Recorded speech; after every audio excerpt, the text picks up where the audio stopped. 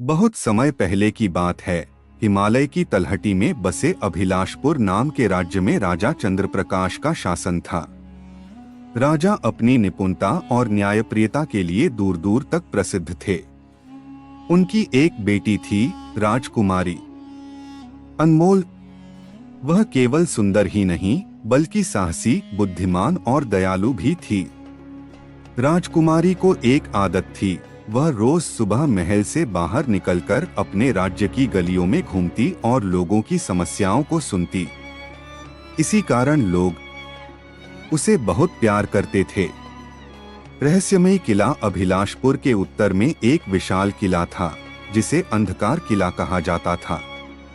कहते थे कि उस किले में एक प्राचीन शाप था, वहां जाने वाला कोई भी व्यक्ति लौटकर नहीं आता था। वर्षों से वह किला वीरान पड़ा था और लोगों ने उसकी कहानियों को डरावनी किंवदंतियों में बदल दिया था।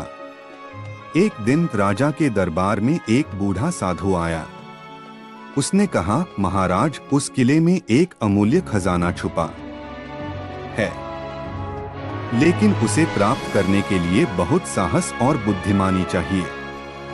सिर्फ वही व्यक्ति खजाना पा सकता है जो निडर और सत्य का अनुसरण करता हो। राजा ने साधु की बात को गंभीरता से लिया, लेकिन किसी को भी किले में भेजने की हिम्मत नहीं हुई।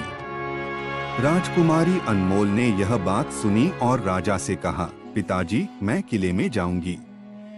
मुझे अपने राज्य की भलाई के लिए इस रहस्य को सुलझाना होगा। राजा चिंतित हुए, लेकिन अपनी बेटी की साहसिकता और दृढ़ता को देखकर उन्होंने उसे अनुमति दे दी। किले की यात्रा अगले दिन राजकुमारी अनमोल ने अपने कुछ वफादार सैनिकों और एक अनुभवी पंडित के साथ किले की ओर यात्रा शुरू की। जैसे जैसे वे किले के करीब पहुंचे, रास्ता अंधकारमय और खतरनाक होता गया। घने जंगल और ठंडी हवाओं ने उनके हौसले की परीक्षा ली।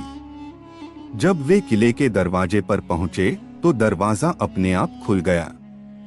अंदर का दृश्य भयानक था, अंधकार, टूटी हुई दीवारें और रहस्यमयी आवाजें।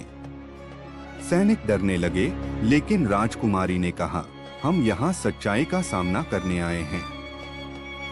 डरना हमारा सबसे बड़ा दुश्मन है। पहली चुनौती, भ्रम का कमरा। किले के पहले कक्ष में वे एक बड़े दर्पण के सामने पहुंचे। जैसे ही राजकुमारी ने उसमें झांका, दर्पण ने उनकी सबसे बड़ी कमजोरी को दिखाना शुरू कर दिया। सैनिकों ने खुद को डर और लालच में फंसा हुआ पाया, लेकिन राजकुमारी ने ध्यान लगाया और कहा, यह केवल भ्रम है। हमारी सच्चाई हमारी आत्मा में है, न कि इन झूठे प्रतिबिंबों में। यह कहते ही दर्पण टूट गया और रास्ता साफ हो गया। दूसरी चुनौती, विश्वास की परीक्षा। अगले कक्ष में एक गहरी खाई थी और उस पर लकड़ी का एक पुराना पुल इतना कमजोर था कि सैनिक पीछे हटने लगे। तभी एक आवाज गूंजी, केवल वही व्यक्ति इसे पार कर सकता है जो खुद पर और दूसरों पर विश्वास रखता हो। राजकुमारी ने निडर होकर पुल पर कदम रखा। उन्होंने अपने सैनिकों का हाथ पकड़ा और कहा, मेरा विश्वास तुम्हारी ताकत है। अगर हम एकजुट रहेंगे तो यह पुल कभी नहीं टूटेगा। और ऐसा ही हुआ। पुल मजबूती से खड़ा रहा और सभी सुरक्षित पार कर गए। अंतिम चुनौती, आत्मा का द्वंद्व। अंत में वे किले के सबसे बड़े कक्ष में पहुंचे। वहां एक विशाल नागिन उनकी प्रतीक्षा कर रही थी। उसने कहा, तुम्हें मेरा खजाना चाहिए तो तुम्हें अपनी सबसे मूल्यवान चीज मुझे देनी होगी। क्या तुम तैयार हो? राजकुमारी ने सोचा और जवाब दिया, मेरी सबसे मूल्यवान चीज मेरी सत्यता और मेरा राज्य है। अगर मैं इन्हें तुम्हें दे दूं, तो मैं अपने लोगों के साथ न्याय नहीं कर सकती। नागिन मुस्कुराई और बोली, तुमने परीक्षा पास कर ली। यह खजाना तुम्हारे राज्य का है। मैंने सिर्फ यह देखना चाहा कि तुम स्वार्थी हो या निस्वार्थ। खजाने का रहस्य। नागिन गायब हो गई और उसके पीछे एक विशाल दरवाजा खुला। अंदर सोने चांदी और रत्नों का खजाना था।